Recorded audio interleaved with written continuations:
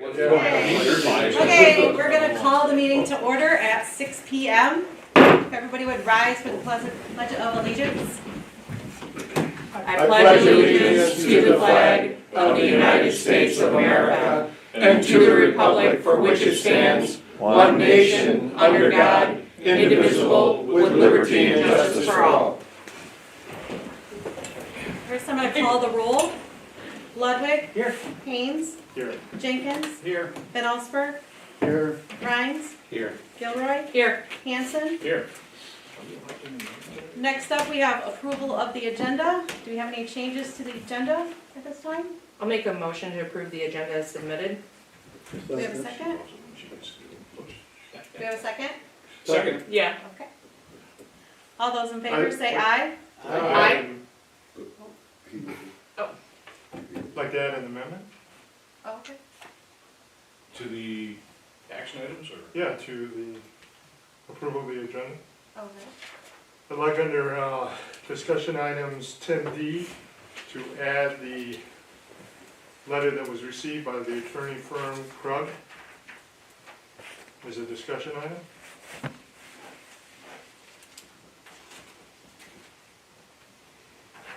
Do we have a second to that motion?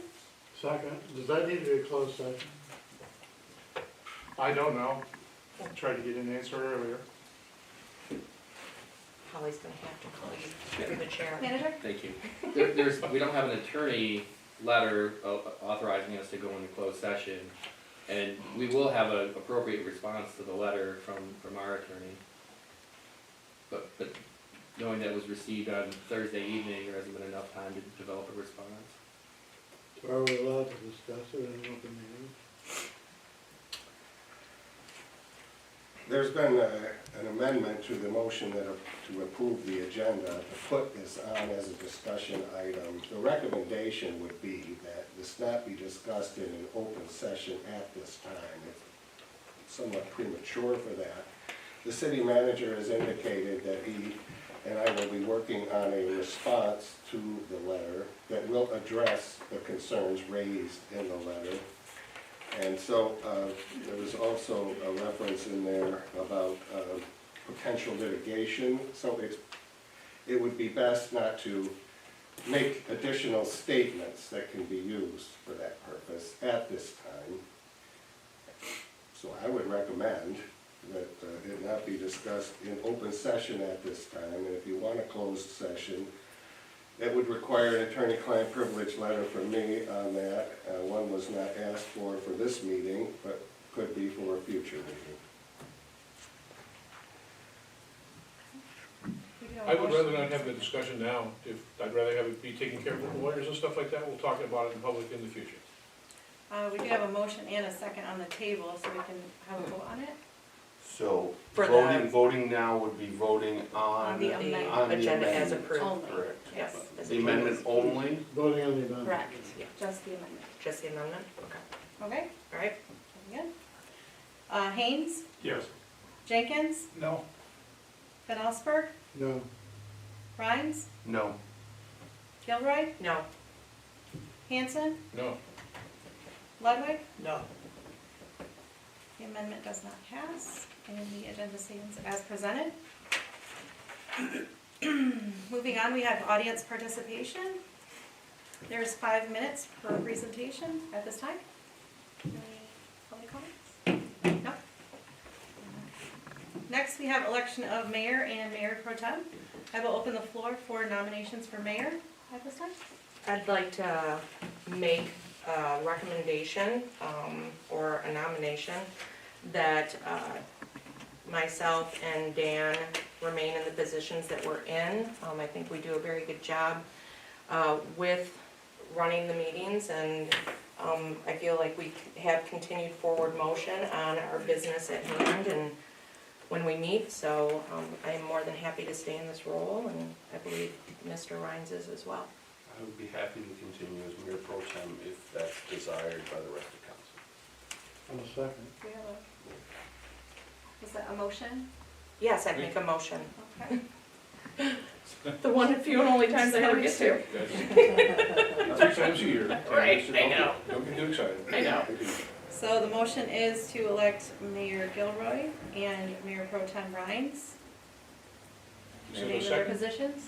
Do we have, Ben Yeah, I Alford seconded seconded? it. Yep. Discussion. Yep. Yes. Discussion. One, is it appropriate for the mayor to make the motion for herself to be the mayor?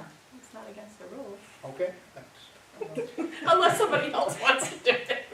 Well, and No. along that line, what if there was a second person that wanted to run, then do we have a closed ballot? Do No. we have a written It ballot? has to be open. It has to be open. Yep. So, Every decision has to be open by council. Just curious, does it need to be one of the council members? Could we, for instance, want to elect you as our mayor? No, it has to be a council member. That's a council member, okay. I appreciate that. I'm Thank just you. curious. Do you have any further discussion? We did have that issue when we were adding a council member at one point when I was on back in the day. And, yeah, two people got nominated for an open position and then you vote. And John Pratt was sitting next to me and he didn't like what I voted for. I love your history, Scott. He balked me. That's the same way, when NISA elects their officers, it's the same way they Make a motion. make a motion, two people put up, and then you go around the table, you vote for who you want, and whoever gets the most votes. Any further discussion? Okay, we'll call question. Jenkins? yes? Ben Elsberg? Yes. Rhines?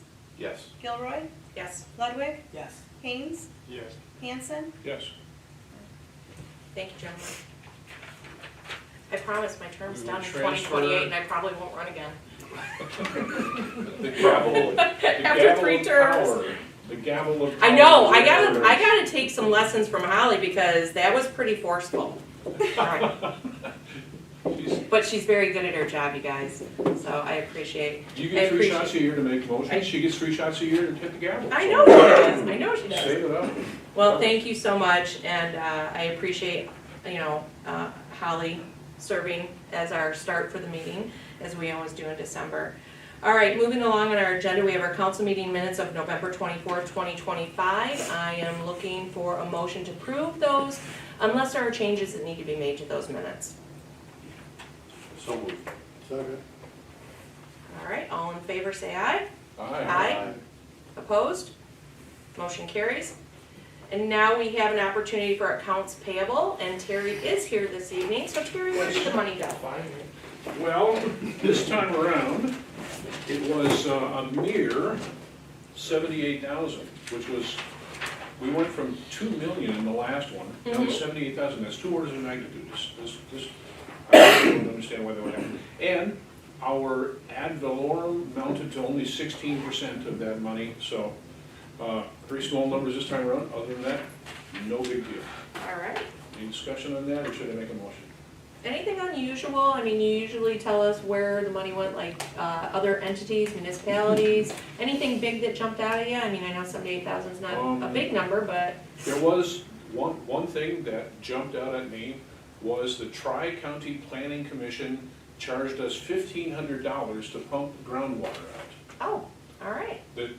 They have some sort of a groundwater planning commission or something like that, and we pay them, it's just one of those bureaucrat type things. Okay. And I thought that was kind of silly, but there you go. All right. All right, well then, I'm looking for your motion. Okay, make a motion to approve checks 78,726 to 78,745 and ACH 1907 to 1922 for a mere total of $78,832.45. All right, we have a motion on the floor. We have a second. Any other questions regarding accounts payable for this evening before I ask for the roll call? All right, Holly, will you call the roll, please? Rhines? Yes. Gilroy? Yes. Ludwig? Yes. Hanson? Yes. Haynes? Yes. Jenkins? Yes. Ben Osberg? Yes. All right, thank you. All right, moving into the action items for this evening, we have 2. The first is the 2026 non-union wage adjustments. We do have a memo in our packet from our city manager, John Hanton, so I will turn that over to him at this time. Thank you and good evening. The first action item presented on wages is for non-union employees, and It's a wage adjustment of 4%. That does include the clerk, deputy clerk, treasurer, deputy treasurer, police chief, police administrative assistant, DPW operations supervisor, wastewater superintendent, and water operations supervisor. So it's those positions that are impacted, those are our non-unions here, and I'm the exception, but mine is handled differently, as that change was made a couple years ago. So what we're asking for tonight is a 4% hourly wage increase effective January 1st, it should say 2026, but the recommended motion says that. The net impact is approximately $30,500, assuming full staffing of all 9 positions, and those are all filled and have been filled for approximately a year.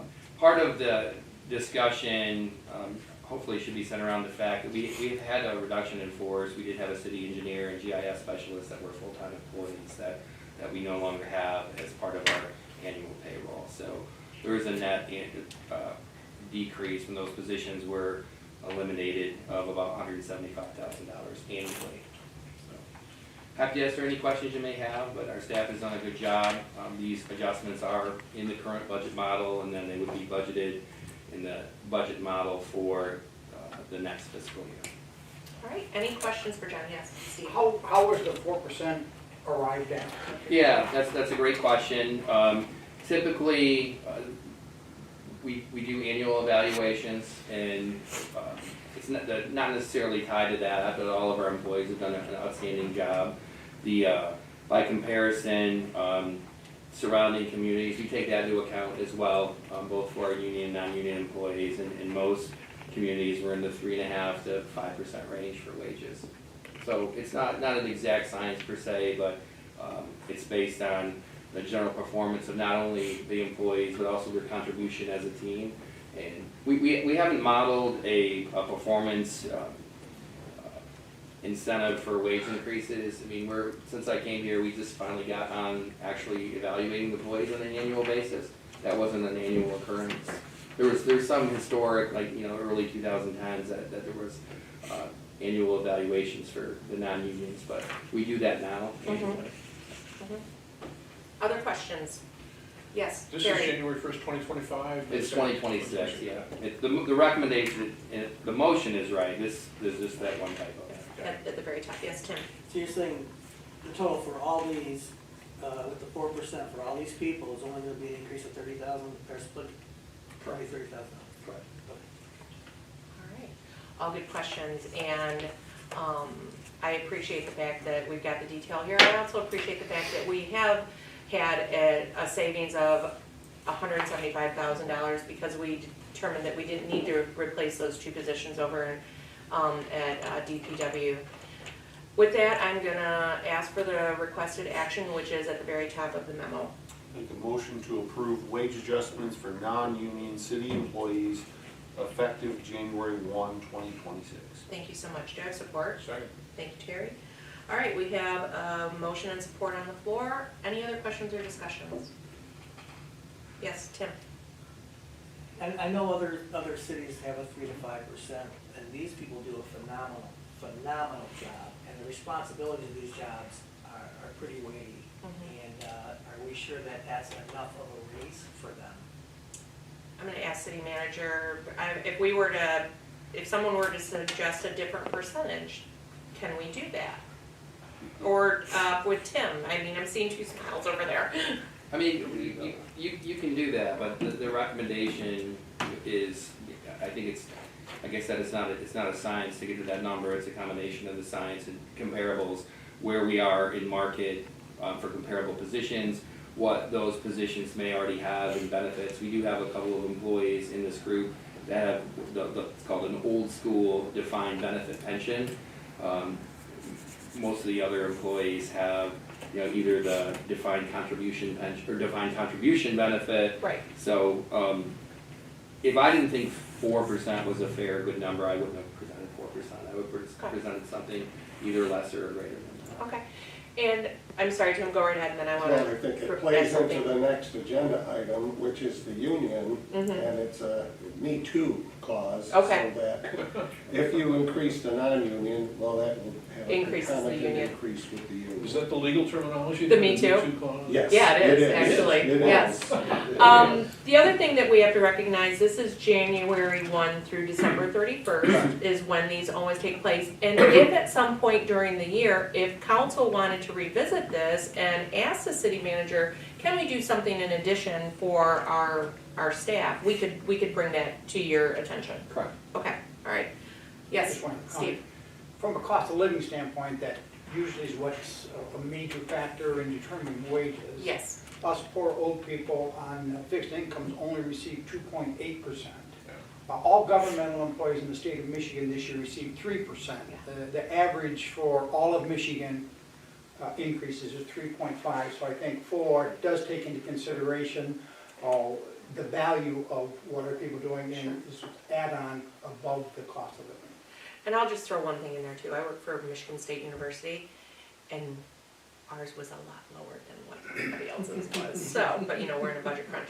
But anyways, Give a lot of coaching You bias. coach, we do. Yeah, right. Scott, you have your hand up. No, I'm okay with 4%, but I will say my competitive nature wants to go 5. I know, right? Yeah. No, I'm I okay with 4. I appreciate everything that our appreciate city your staff comment. does as well. Yes, Terry. NISA was a 3.2, Okay. so right. just 4%, I think it's a So, reasonable number. We're in line. Alrighty, so we did have the motion, we had a second, I believe, so Holly, will you call the roll, please? Gilroy, Yes. Ludwig, Yes. Hanson, Yes. Haynes, Yes. Jenkins, Yes. Van Allsburg, Yes, Rhines. Yes. Alright, our last action item on our agenda is the 2026 ASME adjustments. We do have a memo in our packet from our city manager, John Hannafin, so I'm gonna turn that over to him, so he can explain to me too to us. Thank you. The ASME is the American Federation of State, County, and Municipal Employees Union. It's a massive union that's nationwide. This union, it's 6 employees, and it's our DPW, 4 DPW employees, and then 2 in the wastewater department.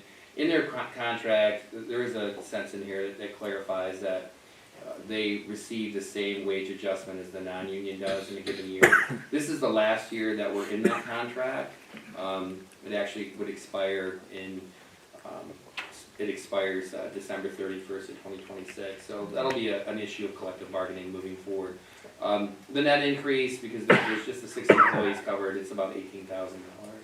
Okay. Alright, this is very straightforward. Any questions before I ask for the recommended motion that's at the top? Steve? No question. Alright, I'd move that we approve a 4% wage increase for the ASME employees effective January 1st, 2026. thank you so much. Do I have support? Second. Thank you, Terry. We have motion, we have support on the floor. Any other discussion points on this before I ask Holly to call the vote? Right, Holly, will you call the vote, please? Ludwig, Yes. Hanson, Yes. Haynes, Yes. Jenkins, Yes. Van Allsburg, yes. Rhines, Yes. Gilroy. Yes. All right, moving along our agenda items, we have our discussion items. It is our usual 3 that we have each council meeting, our construction project updates, our master plan updates, our main 4 safety improvements. So I'll turn this over to our city manager so he can provide those updates for us. The only update this time is we did have a planning commission meeting. We discussed further refinements of the master plan and set McKenna on the task of presenting a final draft to planning for their approval at the January meeting, January 6th, to send to all of you at a future meeting. Well, my recommendation to that meeting is they should set that for the 2nd council meeting in January. That way you all have almost a month to review it in full detail. Unless you want to, pound through it in 6 days, I don't think that's a good idea. Because our next council meeting from now is January 12th, and then, it would be the 26th, I think, would be the next meeting. So that's the update. I think we're really close. Last time we focused more on, there were some final edits, and Mr. Markstrom was adamant that his name was spelled incorrectly, and we told him we were using the original Swedish spelling, so we Okay. hopefully got that corrected for next time. So. All right, great. Yes, Terry? What's the most significant thing that's different in this master plan than the last one? I would Great say question. that it's a better look at our future land use Mhm. and ensuring that the future land use is what we have discussed over the last 18 to 24 months, starting with that joint work session with planning and council roughly 2 years ago now. So I think that, and also taking the feedback from the joint work session with planning and DDA and council, there's members of the public there too, about making sure that the master plan ultimately is connected to our zoning ordinance. We've done some steps already along the Lynn Road corridor, or south of Lynn Road, north of Lynn Road, as far as what can and can't go there. But also, there's some areas, I mentioned this on South Street, that's in the DDA, and it's zone C1, Central Business District, and with the housing situation being what it is, I don't think we would want that in a future land use, because folks wouldn't be able to live on the first floor of those houses if those were redeveloped or rebuilt, so. I think that's one Not of the new changes. land we have out there in the commercial area? Is The the land industrial deeded part? to us, yeah, the industrial part. Not quite yet, and we'll cover that in my report, but we had talked about that at multiple work sessions, that the idea is to leave it I-1 for the next 5-year period and you know, give our best effort to see some employment there. Okay. Or businesses come there and provide employment. I do have a question. During these planning commission meetings, and the hot topic that I think we've all heard about now are these massive data centers that can come in. Right. Was that discussed at all for like our large acreage, and did we put any language in that would restrict a data center coming in or something similar? That would be more of a zoning ordinance Okay. question, but again, it gets to the future land use, Okay. right? And the large, when you look at these data centers, the land assembly is in the 1,000-acre category. And to give you context, if you head south, the property on the west side, it's still a farm field. That's currently zoned rural residential at the moment, and that's about 120 some acres. Okay. And So we don't really have Deer an Creek runs acreage. through part of it, so there really isn't maybe there could be a micro data center. But again, back to the future land use, the future land use there is mixed use, Okay, but with the idea that it's commercial on the frontage and residential on the majority of the parcel. okay, That's in the current master plan as well. okay, Yeah. right, That part, that hasn't changed. okay. We haven't specifically discussed that, and that's something that ultimately, after planning commission sends it to you, then I think there's a trigger, it's an odd period, it's like 63 days or something like that, and then that, after you take action on it, it's sent to the surrounding townships, but Okay. it still would allow, if we needed to, we could Make add any that to the changes. master plan, Okay. yeah. All right, great, thank you, appreciate it. All right, anything else to share in those discussion item updates? No. All right, moving down our agenda, we've got correspondence received, information only. We did receive an ITC Oneida Sabine Lake project update. John, did you read through that, and can you give us a 30,000 foot, what this was? Yeah, so ITC is a transmission company, and they're repairing their transmission lines. Okay. And there is a map included, and from the map, it doesn't look like they're impacting directly the city of Williamston. But they are holding listening sessions. Those are listed in the packet. The first one, 26th, 29th of Yeah. January, yep, February 3rd and 5th. yep. Okay, all So, right. and we'll post this information on our city website. and Okay, Folks great. can These- refer to it. These are not new lines, they're just repairing existing lines. I believe so. You know, reading the paragraph from their community, their government affairs rep says, share an update on the Oneida Sabine Lake Transmission Project. Approximately 50 miles of 345 kilowatt high electric transmission in the mid-Michigan area, following our leader listening sessions and routing analysis over the summer. They're introducing the attached preliminary route network.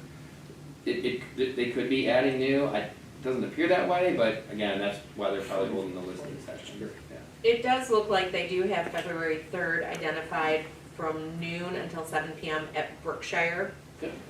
So if anybody's interested in going and listening and hearing about potential impact of these power lines, and because I did notice too, in bold, it says these are not the final routes, so this is interesting. So there is an information session on February 3rd if anybody is interested. But if I could, typically with like highline infrastructure, they stay in their existing corridors, and there's Okay. a couple of reasons for that. One, if they're have to acquire private property, that's, you know, on this scale, I imagine that's a pretty costly endeavor. Right. And then also there's the actual construction and they have an existing route. Give you an example, along Grand River, Edison did quite a bit of infrastructure highline infrastructure replacement. They went from the older wood poles to metal poles, like as you head just off of 52, and you head west. You can see that. So some of this will be similar, and I imagine some of these there could be some new corridors. I haven't seen that yet, but again, I don't want to speak for ITC. Okay. And ITC is a company that it's a separate company, but they do the majority of the transmission work for Detroit Edison. They do it for other companies as well, but the majority is for Edison. Okay, Yep. all right, thank you. Any other questions regarding this? Okay. Department head reports, back to you, John. Yeah, thank you. Their question came up about the property, the Granger property, and they have signed the donation agreement. We're still working on working towards a closing, so stay tuned for that. So that's certainly good news, I think. As far as like other things, we had a phenomenal Thursday, Friday, Saturday of events here in Williamston, and I know the mayor's gonna probably cover that in detail, but a lot of good community spirit, a lot of great things happening. So some lessons learned, some things that we're gonna do differently next time. We won't have the street closures as early as we did, and we'll do a better job of communicating. I know we use dump trucks and more robust DPW equipment to do traffic blocks, and it's for safety ultimately, but I think some folks got the impression that we were paving or doing major construction, and I could see how someone would land on that, so we'll do a better job next year of communicating that, but I think the parade was bigger and better than ever, and we had great participation for I don't want to steal all the mayor's thunder, but things that I was directly involved with. The cookie crawl was awesome, and we raised just about $1,000 that we'll be able to donate to the effort we'll be able to donate to the food bank, so. Great. Got a lot of people and businesses, so it's good. Thank you. Anything else? That's it. All right. Chief, we've got your report here. Awesome, thank you. Thanks for that. The statistics are in the top part. The state police lean field services came into the lean audit, the law enforcement identification network, which is a huge, very in-depth audit that covers IT and physical security items. We had very few minor issues. Vonnie Green and Officer Smith are lean TAC officers, and they did a phenomenal job of preparing for that. And the auditor was here for about 6 hours, and we passed with flying colors. So they did a great job. Question on I'm sorry, go ahead. that? Question. Go ahead. Is it a state organization that It audits is. you, or is it a national or? No, it's Michigan State Police Lean Field Services. It's a State division police. of state Okay. police, you know. Interesting, okay. They handle the lean system that we run people through. We run criminal checks through it, and that's heavily regulated, as it should be. Right. So they did a great job. Okay, good. The policy updates continue using the Lexapol product. We have a deadline of December 31st to get the new policies out to the staff. December, a lot of events going on in December that we'll be participating in around the county. One of the biggest ones was here on Saturday. We gave out 20 gallons of hot chocolate in about 2 hours, so that was phenomenal. As the city manager said, there's a lot of things that we do in the background that people don't necessarily see to ensure the safety and security of everyone that's there. And that's from drones scanning rooftops to our officers doing on the back end intelligence gathering and talking to MIAC about are there any threats to our community. So a lot that goes on in the background that no one ever sees, but that's a good thing. It is good. Question on that? Yes, sir. Do you have a drone? We do not. We rely upon other agencies. So you like contract with somebody? No, we asked mutual aid for Ingham County Sheriff's Office Emergency Management came out and deployed their drone. Interesting, Yeah. okay. Yeah, cool. The Stuff a Cop car that we did from Saturday from 10 to 2 was phenomenal. Once again this year, we raised over $2,200 in cash, which is awesome because the food bank can use that money it goes very far. So $2,200 in cash and then about two truckloads of groceries from DW. So it was widely successful. Our staff, the reserves, the licensed staff did a phenomenal job. They were here all day and once again performed flawlessly. Yeah, and just to add on to that, We've done the helicopter car in the past. They can take, the food bank can take that money to the larger Lansing food bank, and they can, if they buy food by the pound, and it costs pennies to buy food by the pound directly from Lansing Food Bank to bring it out here to the Williamston Food Bank. So when he says that they raised over $2,200, that money goes a tremendously long way for our local food bank, for the local residents here that need it. So That's cool. hats off to your guys being there, taking that money and also those non-perishable perishables and getting them to the food bank. Appreciate it. Thank you. Yes, Damon? One quick question, Chief. I see on your report, we've got close to 26 assists on here, which is average close to one a day. I was just curious, what's the, I'm sure it's a lot of different organizations, but what organization do we end up usually assisting the most? That's a good question. We do the assist or anytime, so I go through, and give you a little background on, when I do our monthly stats, I actually look at every daily report that the officers do, and that's where I get the information for the assist. It's usually about 50-50, about 50% we are assisting NISA, in the city, a lot, some outside the city. Then we also assist our neighboring law enforcement agencies, pursuant to our mutual aid county agreement, helping them out with various things near the city. So, depends on who asks for the assistance.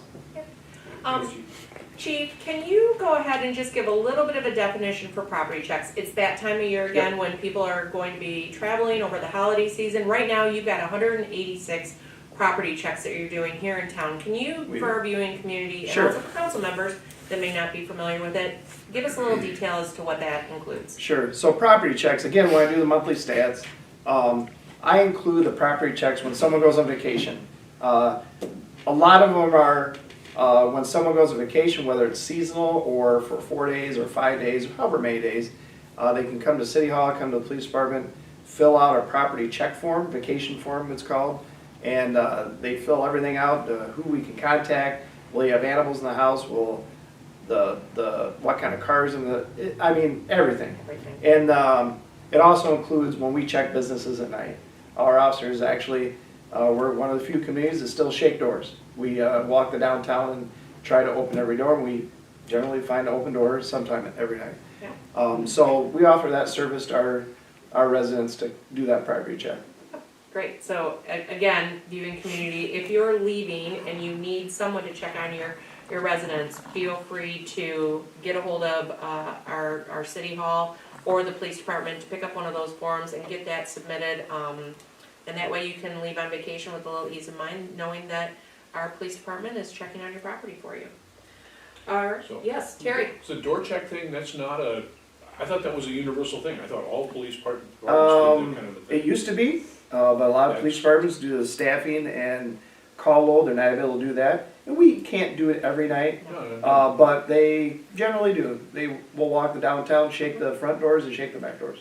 Wow. I can tell you when I was a reserve officer, we did it, and in the winter, it's no fun. You know. 2 a.m. in the morning, and you're It's walking up cold. and down Grand River, and you're Yeah. checking, and I did have the opportunity to actually go in with my officer I was on duty with to Yeah. check a building because the door was unlocked. Ah. So the police department makes sure that that building is secure, that it's not unlocked for any particular reason, and then contacts the business owner to make sure they come and lock it. I guess I'm kind of sad to hear that that's not standard. Well, Yeah. right, but we do it here. John? But it is. Did I hear you take care of pets? We don't take care of pets. If there's a pet in the house. If there's a pet in the house. Yeah. Generally, there's not. So but- what's really great about that form too is it asks if the residence is vacant. Yep. If it's occupied, where your vehicles are at, if there was an emergency, who to contact, in case you're not available, who's your alternate contact. I've used them in the past and they're great. But Yeah. I'm sorry, John, that they don't take care of your pets. I can say I've used them many times. Yep. It's a great service. Thanking Chief, Bonnie, and your officers. I will. Wonderful service. And if you have a Ring camera, we'll generally say hi. Yeah. That's awesome. Perfect. Guess I gotta find a thing to do with my pet now. All right, we do have a short treasurer's report in here for that it looks like the period of October 31st. So if you have questions regarding that, please reach out to either our city manager or our treasurer to get those answered. Yes? Yeah, I John? do wanna point out, there was a lot of legislative activity for the new state budget, and part of the budget compromise was an increase in our Act 51 dollars, and we'll discuss that more in detail in February. But we should be, right now, we receive just under 400,000 for major streets and about 100 for local, and that number should go up approximately 150,000 annually. And then it's supposed to go up incrementally in future years. So, but again, just wanted to point that out, that in case you've seen that legislative information. All right, moving down our agenda, we're at committee, subcommittee reports. I know we're coming into the end of the year. All of our boards are buttoning up. Does anybody have anything they'd like to report out on? Yes, Terry? I wasn't here last week, so it was a NISA meeting before that. And the good news is that the NISA meeting was calm. I would say it was actually kind of subdued. I think I think they feel guilty for ganging up on me. Honestly, I do. All right. It was subdued. I don't know what that means for the future, but we have another NISA meeting this week, so Okay. I'll go to it and we'll see how that all develops. Well, we'll have to stay tuned till January when you can report back on it. But the word is calm to being subdued, All right. something like that. All right. This Yes. is their budget season, isn't it? Is that all proceeding pretty well? Everything's getting, Yeah, it looked, like I say, it was at 3.2% or whatever, it looked pretty straightforward. I have some questions for this Thursday meeting coming up. There's millage rates in their proposal for their budget. There's a millage rate in there, and I don't know where they get that millage rate from. But as far as budget is concerned, the watchword from NISA is that they are rolling in dough. They have all kinds of money. They have $4 million, and they have, I don't know, 20 or 30 something like people that are employed. And they just have, there's lots of money. Okay.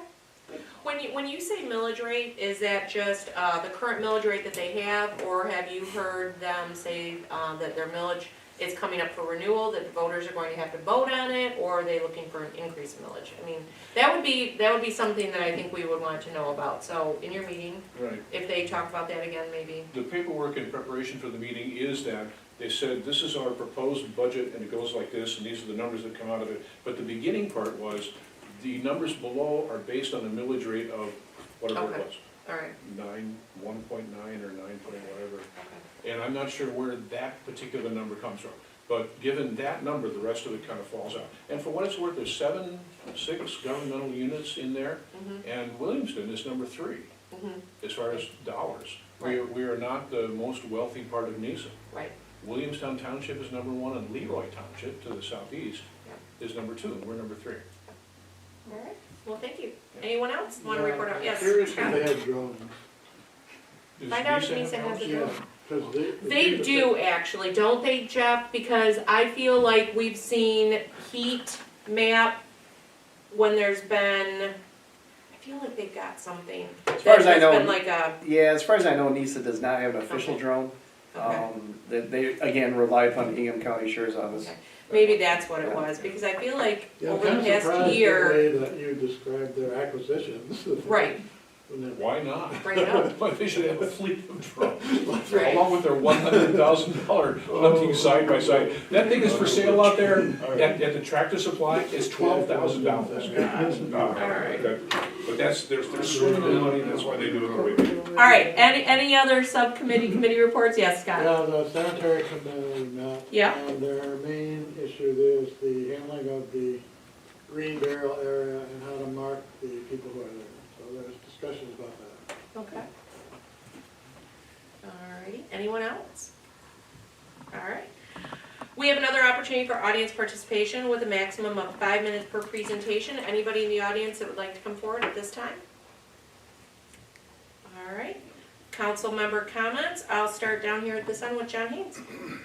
Yeah, I wanted to thank you all for your patience with me this last year. I appreciate your patience and the privilege of serving the citizens of Williamston, residents and citizens of Williamston. And it's funny, I had an old item that I'd like to have us address next year, which is the ordinance review. And then I had a new item, and I'm wondering if the mayor is listening to the same podcast I am about the data plans. I got a quizzer, because what I heard was like horrifying. And I'd like to see us address that with the primary concern, not only with zoning, but also with our infrastructure. Because it will fall on the infrastructure of the city of Williamston. So that's my new item for next year. But again, thank you all for your patience and willingness to serve alongside me. All right, thank you. Terry Hansen. Commendation to you for running efficient and excellent meetings. It's very much appreciate that, and you've definitely earned my vote to make you the mayor of the city. Thank you. And this is your third time around? It's my third term. I'm going now into my 10th year. 10th year? Yeah. Wow, good. So, Well, you do well. well, thank you guys.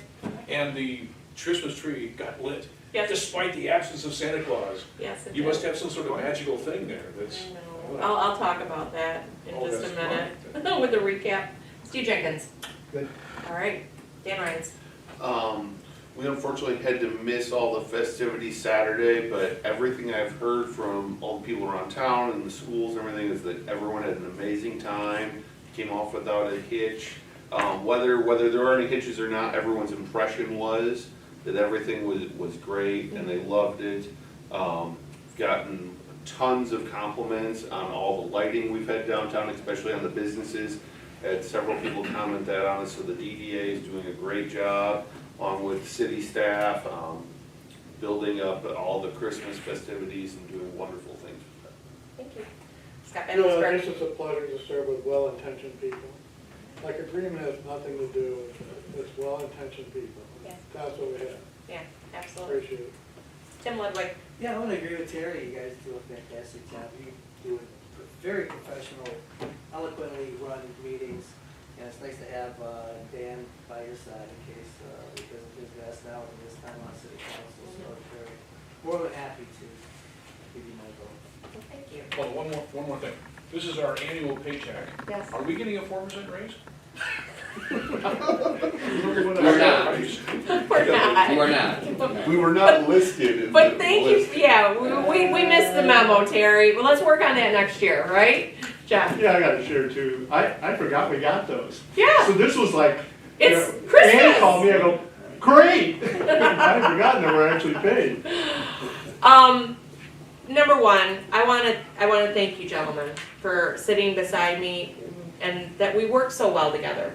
And I wanna thank you, John, for keeping us on our toes. Because you do bring history from being on council previously, just like Scott does, and you question.